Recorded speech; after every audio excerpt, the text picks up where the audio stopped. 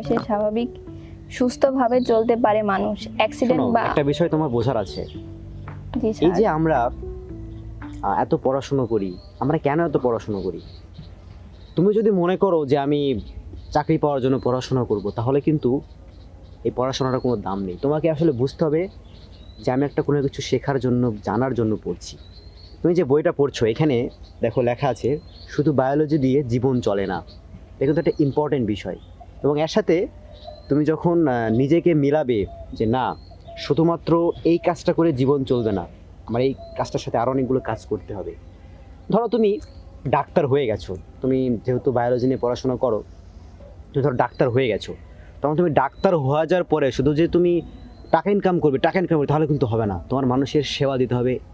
সেবা দেওয়ার উদ্দেশ্যে তোমাকে এটা মহৎ পেশা, যেহেতু তোমার মানুষের সেবা দেওয়ার উদ্দেশ্যে তোমার কাজটা করতে হবে, তাহলে তুমি জীবনে বড় হতে পারবে। সবসময় মাথায় রাখবে যে আমি পৃথিবীতে এসেছি, আমার পৃথিবীতে আসার পেছনে একটা কোনো কারণ রয়েছে এবং সেই কারণটা তুমি খুঁজে বের করতে হবে। তুমি ডাক্তার হয়ে গেলে তো হয়ে গেল, মানুষকে সেবা দেওয়ার জন্য এসেছো। যদি তুমি পুলিশ হও, দেশের আইন শৃঙ্খলা রক্ষা করার জন্য তুমি এসেছো। স্যার আপনাকে একটা কথা বলার ছিল। হ্যাঁ, অবশ্যই বলো। স্যার আপনি বিয়ে করবেন কবে? বিয়ে করবো, আর একটু এস্টাবলিশ হয়নি, হ্যাঁ, তারপরে তুমি পড়ো। ঠিক আছে। আচ্ছা ঠিক আছে, তাহলে আজকে যাও, আর বাসায় একটু জি, ভালো করে স্যার। প্রিপারেশন নিও। হ্যাঁ, হ্যাঁ স্যার। কালকে কলেজ শেষে দেরি করো না। আচ্ছা ঠিক আছে। যাও। আচ্ছা স্যার, তাহলে আমি আসি। আমার ফোন। ও, থ্যাংক ইউ স্যার।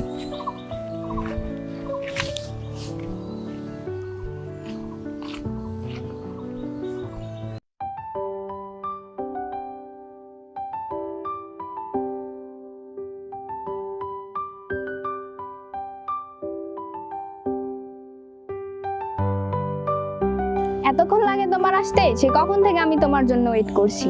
কখনো দেখছো একটা মেয়ে একটা ছেলের জন্য এতক্ষণ ওয়েট করে? আরে গাড়ি পেতে লেট হয়েছে, তাই একটু দেরি হয়েছে। বুঝো না, রাস্তাঘাটে অনেক জ্যাম। প্লিজ রাগ করো না, আর দেরি হবে না। আমি একটা মেয়ে হয়ে বাসায় ম্যানেজ করে যদি এত দূর আসতে পারি, তুমি এখান থেকে এখানে কেন আসতে পারবে না? দেখো, তুমি যদি এমন করতে থাকো তাহলে কিন্তু আমাদের সম্পর্কটা আর সামনে আগাইতে পারবো না। প্লিজ এরকম করো না, বোঝার চেষ্টা করো। এরপরে আর হবে না। চলো ওইদিকে যাই, আইসক্রিম খেয়ে আসি, আসো।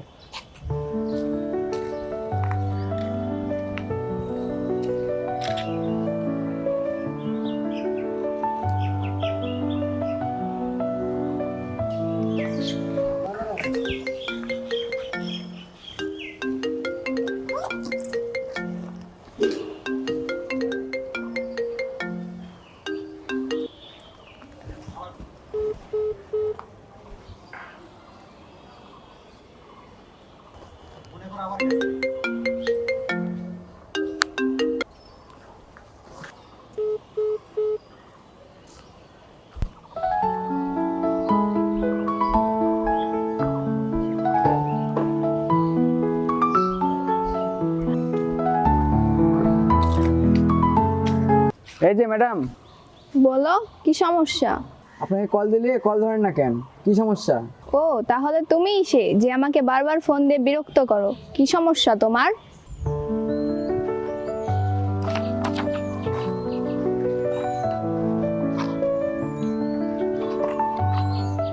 বাহ, আজকে আগে এসেছো? জি স্যার। আচ্ছা তাহলে আজকে ক্লাসে কি কি পড়ালো? স্যার এই তো আপনার হচ্ছিল মহাকাশের উৎপত্তি, হ্যাঁ, তারপরে ন্যাচারাল অস্বাভাবিক ফিল্ড, আর হচ্ছিল পৃথিবীতে দুটি আচ্ছা, আমার ব্ল্যাক মনে হোল। হয় বুঝছো, পৃথিবীতে দুটি ব্ল্যাক হোল যেটা আছে, এটা একটু বেশি ইম্পর্টেন্ট, একটু পড়ো একটু। পৃথিবীতে দুইটি ব্ল্যাক হোল, একটি আটলান্টিক বারমুডা, অন্যটি ইন্দো ইন্ডিয়ান বারমুডা, যথাক্রমে ইউটিডব্লিউ ইউনিভার্সাল ট্রান্সমিশন ওয়েস্ট এবং ইউটিই ইউনিভার্সাল ট্রান্সমিশন ইস্ট। এভাবে সকল গ্রহে দুইটি করে যা পরমাণু আচ্ছা শোনো, এখানে যে সূত্র আছে একটা, একটু মুখস্থ আছে তোমার? না দেখে বলো তো। স্যার আমি তো মুখস্থ করিনি। এটা হচ্ছে যে ই ইকুয়াল এমসি স্কোয়ার। বুঝতে পারছো? এটা ইম্পর্টেন্ট একটা সূত্র, তুমি মনে রেখো এটা। আচ্ছা, আইনস্টাইনের। তো তুমি কালকে যে ফেসবুকে স্টোরি করেছিলে, ছেলেটা কে? এমনি ফ্রেন্ড হয়। ফ্রেন্ড? হ্যাঁ। দেখো, এই বয়সে সব ফ্রেন্ড টেন্ড খুব একটা ভালো না। যদি তুমি রিলেশন করতে হয় তাহলে এমন কারোর সাথে করবা যার সাথে পূর্ণতা পাওয়া যায়, বুঝছো? সে যেন বেকার না হয়, বুঝতে পেরেছো? এই যেমন ধর আমি তো এখন চাইলেই বিয়ে করতে পারবো না, আমি এখন টিচার, আমি বেশ কয়েকটা টিউশনই করাই এবং আমার সামনে চাকরির প্রিপারেশান চলছে, হয়তো হয়ে গেলে ভালোই হবে না? তো যদি কাউকে বিয়ে করতে হয় বা রিলেশন করতে হয়, এরকম কারোর সাথে করবা, জি স্যার, বুঝতে পারছি। বুঝতে পারছো তো না? আচ্ছা, পড়ো, এখন পড়ো। তিনি গেছেন আর ব্যবহার ক্ষমতা কোনো দেশের নেই। পারমাণবিক চুল্লির ব্যবহার পরবর্তী পৃথিবীর 2টি ব্ল্যাক হোল, বারমুডা ট্রায়াঙ্গেলের পরিবেশের ইঞ্জিনিয়ারিং ট্রান্সফার। আচ্ছা, আমি তো খেয়াল করিনি, তোমার আজকে সুন্দর লাগছে, থ্যাংক ইউ স্যার। লাইকে খুব সুন্দর লাগছে। তা তোমার ফেভারিট কালারটা কি? জি স্যার, ব্ল্যাক। আমারও কিন্তু ব্ল্যাক, বুঝতে পেরেছো? জি। আচ্ছা, পড়ো। অপ্রয়োজনীয় ও সকল কিছু অপসারণের পথ 2টি। এখন বিজ্ঞান ব্যবহারের আচ্ছা, জন্য তোমার বোনের যে প্রমাণ- বিয়ে হচ্ছে না, তোমার বোনের জামাই কি করে? জি, জব করে। হ্যাঁ, ঠিক আছে, পড়ো পড়ো। মার্চ 2022 সালের 11 তারিখ এবং এর পরের বেশ কিছু আর্টিকেলে। হ্যালো, আচ্ছা ঠিক আছে ঠিক আছে, হ্যাঁ হ্যাঁ, আমার সামনে যে চাকরির কথা বললাম না, জি স্যার, চাকরি কিন্তু হয়ে যাচ্ছে, দোয়া রাখো। অবশ্যই স্যার। আচ্ছা, পড়ো। প্রামাণিক ব্যাখ্যা বিষয়।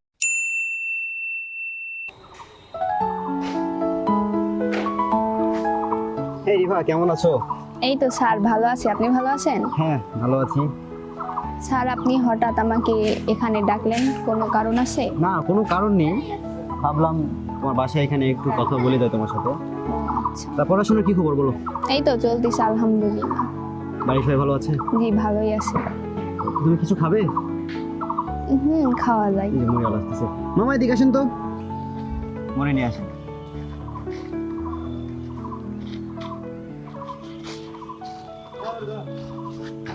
দেন একে একটা মাখায় দেন।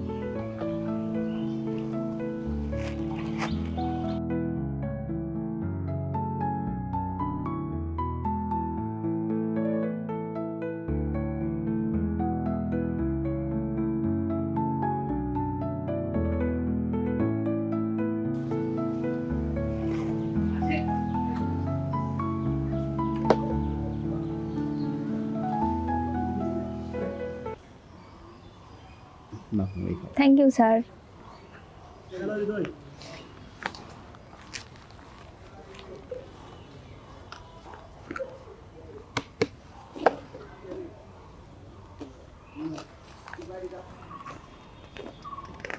তোমার জন্য একটা শর্ট সাজেশন তৈরি করেছি, বুঝেছো? হ্যাঁ স্যার, হইলে খুব ভালোই হতো, কারণ সামনে তো আমার পরীক্ষা।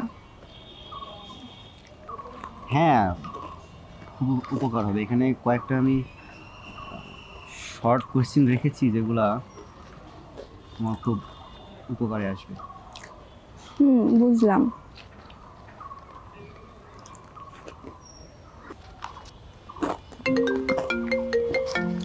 কি হলো? থামেন। স্যার আমার বাসা থেকে ফোন দিচ্ছে, আমি এখন উঠি, আবার পরে কখন আমাদের দেখা হবে। আচ্ছা ঠিক আছে, যাও। আর আচ্ছা স্যার, আসি। দেখা হবে নি প্রাইভেটে। আচ্ছা ঠিক আছে।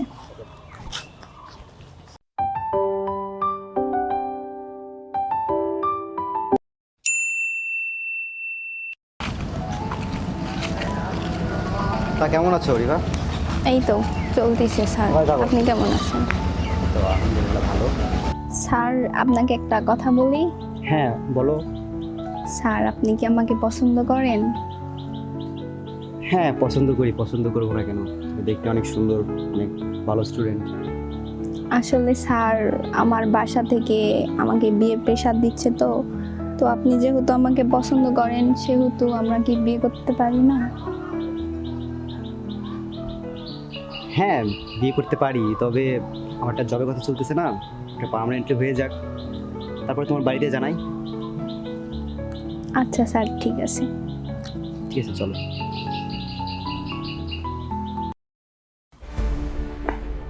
হ্যালো, কই তুমি? তুমি কি আমার সাথে নাটক শুরু করেছো? তুমি এখন আমার সাথে দেখা করো। তাড়াতাড়ি দেখা করো আমার সাথে।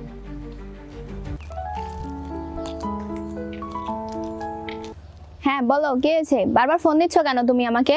বারবার ফোন দিয়ে ডিস্টার্ব করার মানে কি? কি হয়েছে তোমার? তুমি আর আগের মতো আমাকে পাত্তা দিচ্ছ না, ইগনোর করতেছো, ফোন ধরলে ফোন ধরো না। কি হয়েছে তোমার? কোনো কি সমস্যা হয়েছে? সমস্যা আমার নাকি তোমার? দেখো, একে তো তুমি কোনো কিছু করো না, তার উপর আমার বাসা থেকে বিয়ের জন্য প্রেশার দিচ্ছে। এমন করলে তোমার সাথে আমার সম্পর্ক আগাবো কি করে? তুমি যদি কিছু করতে তাহলে আমি আমার বাসাকে ম্যানেজ করতে পারতাম। তুমি যেহেতু কোনো কিছুই করো না, সেহেতু আমার পক্ষে আমার এই সম্পর্ক আর আগায় নিয়ে যাওয়া সম্ভব হচ্ছে না।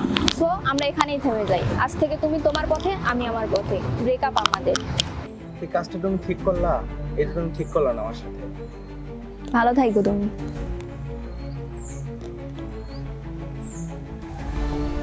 স্যার, আপনি কোথায়? আমি তো এখানে এসে আপনার জন্য ওয়েট করতেছি। কতক্ষণ লাগবে আপনার আসতে?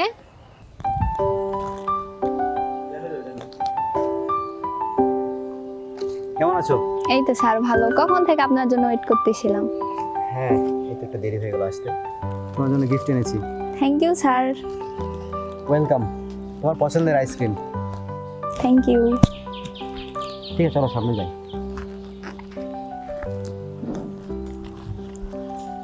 দিনটা ভালো যাচ্ছে না? এই তো চলতেছে। সামনে যাই। হ্যালো, আমি এখন ব্যস্ত আছি, পরে কথা বলি, রাখি।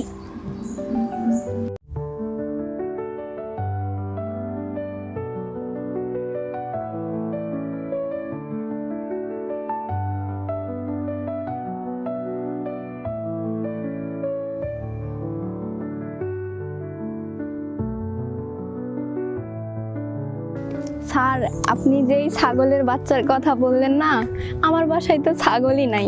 ছাগলের 3 নাম্বার বাচ্চা কই থেকে আসবে? এগুলো আলতু ফালতু কথা বলা বাদ দেন। জি জি স্যার।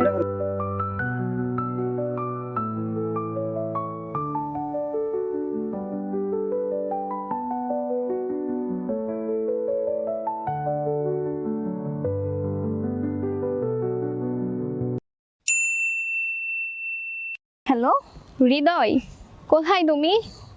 তোমার সাথে আমার কিছু জরুরি কথা ছিল। না, আসলে একটু ঝামেলা হয়ে গেছে। তুমি যেখানেই থাকো না কেন, আমার সাথে দেখা করো এখনই। আচ্ছা ঠিক আছে, আমি আসতেছি, তুমি ওয়েট করো। আচ্ছা ঠিক আছে, রাখলাম।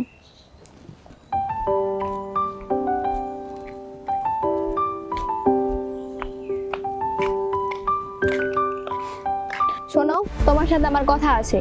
তোমার সাথে আমার সম্পর্ক প্রায় 4 বছর। তোমার সাথে সম্পর্কের শুরু থেকে আমার বাবা আমাকে বিয়ের প্রেশার দিচ্ছে। আমি তোমার কথা ভেবে আমার বাবাকে অনেক কিছু বুঝিয়ে এতদিন চুপ করে রাখছি, কিন্তু এখন আর পারতেছি না।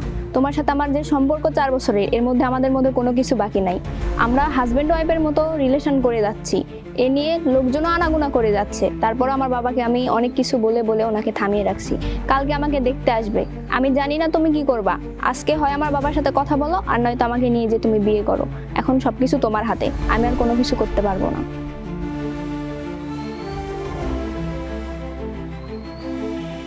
শোনো রিভা, তোমাকে একটা কথা বলি, তুমি কিছু মনে করো না। হ্যাঁ,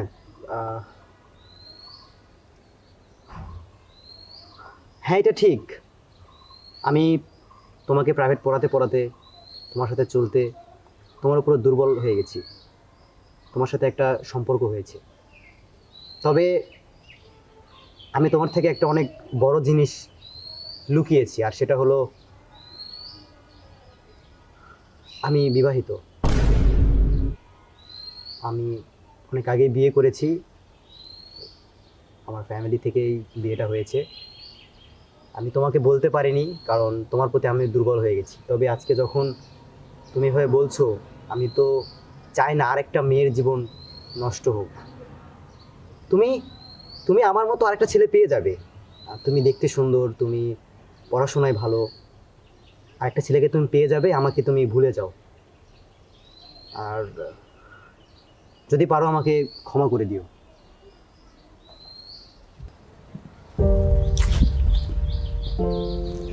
যার জন্য আমি এত কিছু করলাম, আর সে আমাকে ব্যবহার করে এভাবে তুচ্ছ বলে ফেলে দিয়ে গেল, এগুলো আমি কিভাবে মেনে নিব?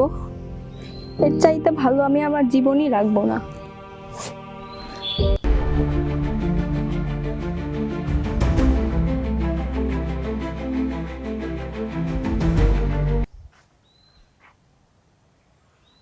হ্যালো, কি কেমনে কি হলো এটা?